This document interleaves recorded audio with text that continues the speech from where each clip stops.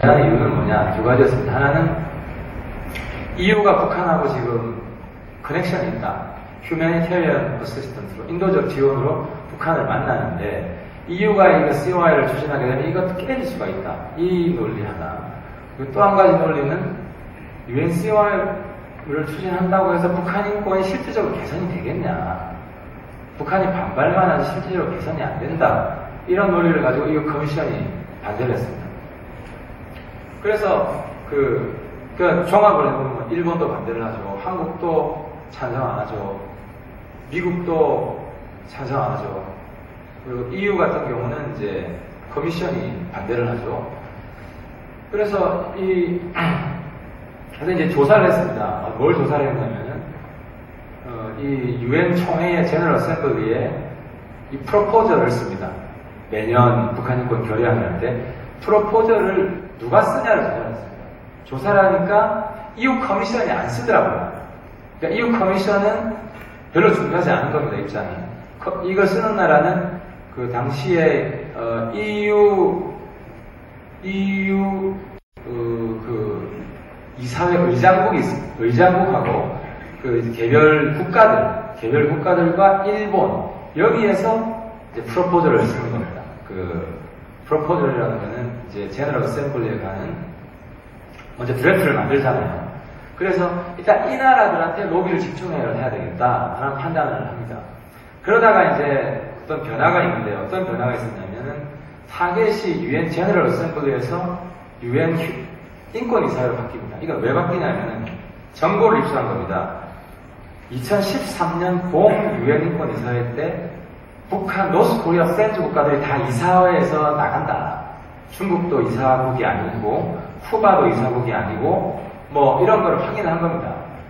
이걸 확인해가지고 그러면은 그 UN 휴먼 라이츠 커미션을 UN 인권이사회로 하여튼 타겟을 하는 게 훨씬 효과적이겠다라는 판단에서 타겟이 총회에서 2011년경에 저희들이 그 정보를 입수하고 타겟을 바꿨고요.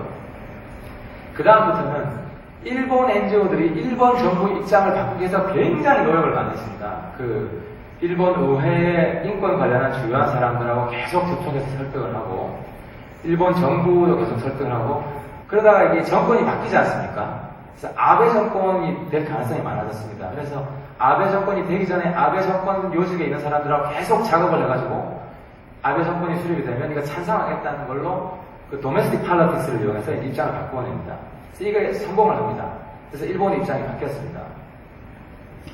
그 다음에 그리고 이제 EU 같은 경우는 아까 EU 국가들이 적극적이었기 때문에 이제 이미 어느 정도 작업이 된 거고 그 다음에 중요한 게 이제 미국이었습니다.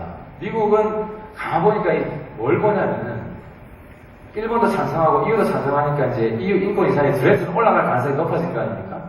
그 다음에는 미국은 한미 동맹 관계이기 때문에 한국의 입장이 뭔지를 보는 겁니다. 근데 확인했지만 한국 입장이 소극적이지 않습니까? 외교부가 이런 문제에 기본적으로 소극적이었기 때문에 그래서 이게 이제 좋은 찬스가 작년 대통령 선거가 있었던 겁니다.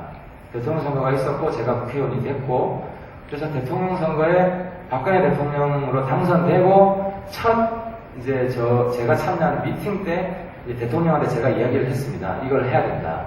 그러니까 어차피 대통령은 북한 인권 개선을 새누리당 후보로서 공약을 내걸었기 때문에 어쨌든 이거를 노를 못하는 거 아니겠습니까? 그러니까 대통령이 그 자리에서 솔직히 끄떡끄떡은 안 했습니다. 끄떡끄떡은 안 하고 그냥 알겠다고 이야기를 했고 근데 이 팔러틱스라는 게 제가 이제 NGO를 하다가 이제 팔러틱스 와보니까 팔러틱스라는 거는 잘 활용하면은 충분히 여지가 있는 겁니다. 이게 노스코리안 휴먼 라이츠 COI를 만드는 거는 그 대의명분, 코드에 있어서는 뭐 이걸 반박할 수 없지 않습니까? 그래서 제가 이제 그다음부터는 외교부 장관, 그러니까 이전기였습니다. 그래서 전임 외교부 장관, 전임 외교부 차관, 그리고 외교부 장관이 될 가능성이 많은 사람, 이 사람들을 자꾸 내가 이제 전화 걸고 만나서 내가 대통령한테 보고했고 대통령이 동의했으니까 당신들도 이거 해야 된다.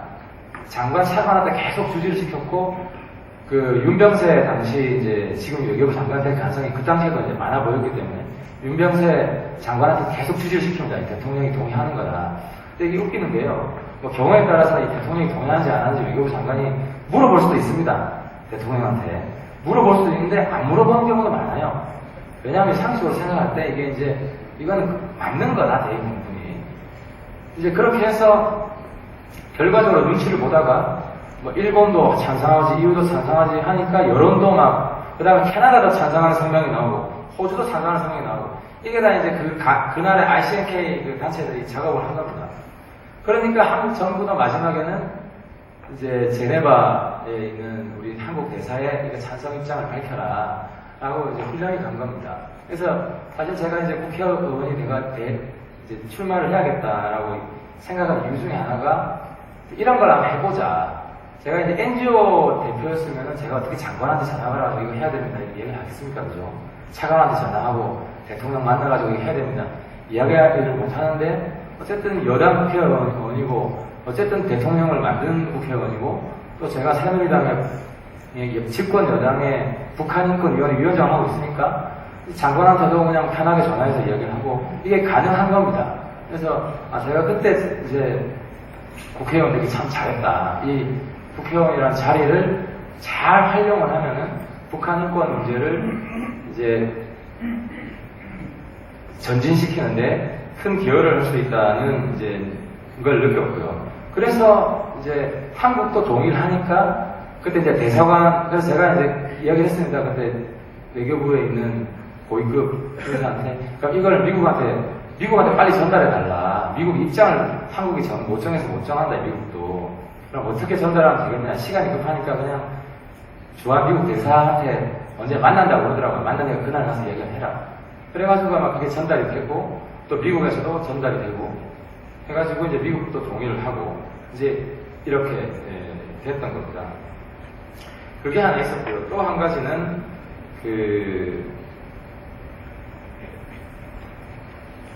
COI 관련한 그 코alition을 만들 때 단체뿐만 아니라 개인들도 다 저희들이 받았습니다. 그래서 대표적으로 데이빗 혹 같은 사람은 정치범 수용소 전문가입니다.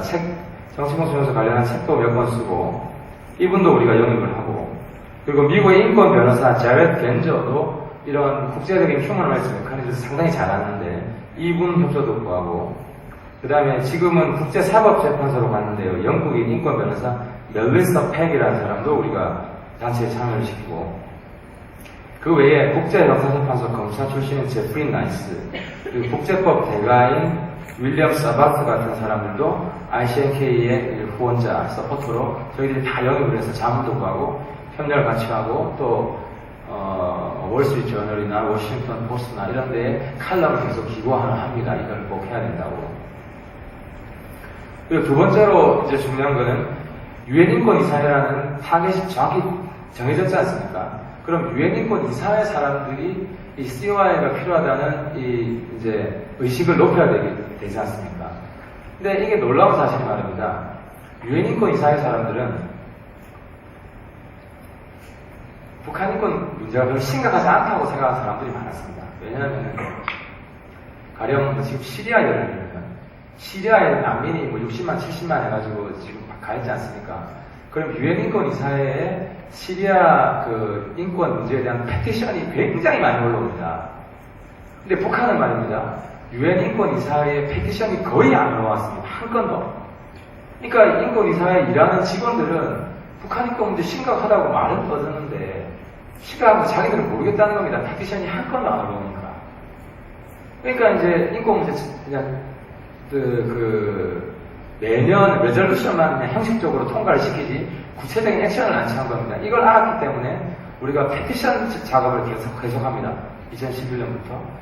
그래서 첫 번째 페티션이 오빌란 박사 아내와 딸, 신숙자 여사와 오 회원 규원에 관한 건을 ICNK가 주도로 페티션을 올리고요.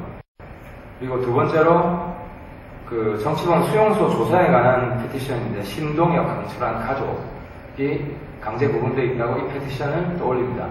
그래서 이 페티션을 올리면은 유엔에서 북한한테 물어봅니다. 이게 답변을. 그럼 북한이 제대로 답변을 안 하지 않습니까? 그러면 이 페티션 올린 게 그대로 통과가 됩니다. 그러니까 거의 우리 주장이나 통과가 된 겁니다. 그리고 나서 이런 페티션이 통과가 되면서 그 UN 북한인권 특별보고관인 다루스만의 보고서에서 이 페티션이 계속 인용이 됩니다. 인용이 되고 이 페티션 중에 Crimes Against Humanity라는 것이 UN 공식 문서에 처음으로 들어가게 됩니다. UN 공식 문서에. 그러니까 이 UN 메커니즘이 NGO에서는 이 Crimes Against Humanity 북한이 저지르고 있다 NGO 자료집이나 굉장히 많은데 UN 공식 문서에서는 그 전까지는 2013년 전까지는 한 번도 UN Official 다큐멘터리에 Crimes Against Humanity라는 언급이 없었습니다. 그러니까 유엔상으로는 진척시키기가 어려웠던 거죠. 근데 이 페티션을 두 차례 진행하면서 Crimes Against Humanity라는 단어가 정확히 들어가고 이 들어간 것 때문에 다루스만도 이걸 밀어붙일 수가 있었던 겁니다. 예, 이제 요약을 하겠습니다.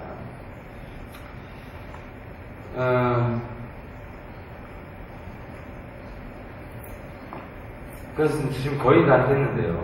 그래서 이제 ICNK가 이제 결과적으로 COI라는 구체적인 목표를 정하고 그걸 추진하기 위해서 타겟을 UN 인권이사회를 정하고 인권이사회를 움직이기 위한 제반 요건들을 조사하고 역할 분담을 하고 이제 이렇게 한 거고요. 끝으로 그럼 앞으로 뭘 해야 되냐? 그래서 ICNK 멤버들 사이에서 이제 COI가 됐으니까 ICNK 대체해야 되는 거 아니냐 하는 논의가 있었는데 이제 이거는 좀 유보가 됐습니다. 왜냐하면 일단 UN COI가 성공할 때까지는 이거를 도와줘야 된다.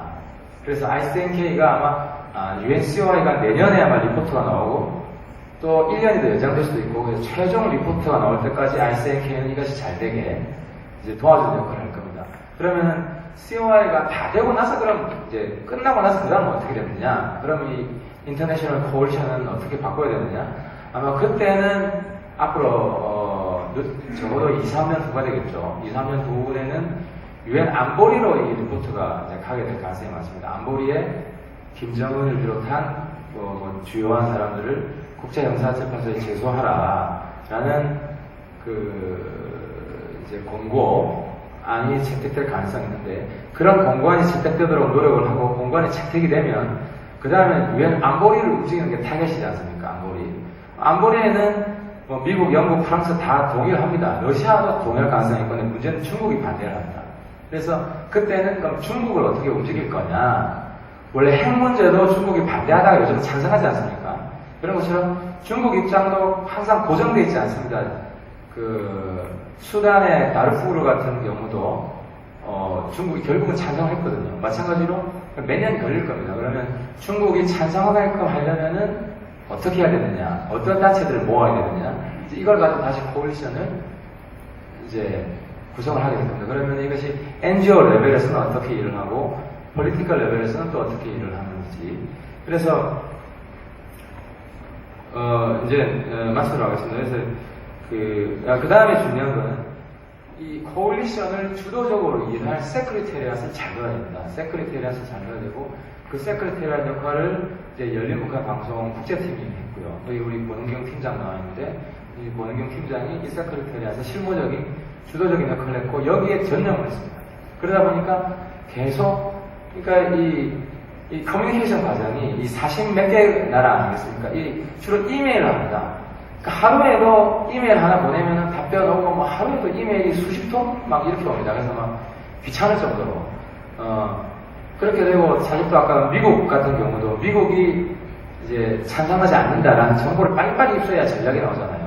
그럼 미국에 우리 그 도와주는 단체가 있고, 백악관에 커넥션이 있는 겁니다. 백악관에 물어보니까 한국 정부가 찬성을 안 해가지고 미국도 주저한다. 이런 정보를 빨리빨리 입수가 되니까 한국 정부를 움직이는, 따라서 이 인포메이션이 전방위적으로 이제 소통이 될 수 있는 그런 구조를 잘 만들어야 되고요. 그래서 앞으로 이제 인터내셔널 코얼리션 작업을 할 때 이런 ICNK 사례를 잘 연구해가지고 하면은 많이 도움이 될 수 있을 것 같다는 말씀을 끝으로 마치면서 마치겠습니다. 고맙습니다.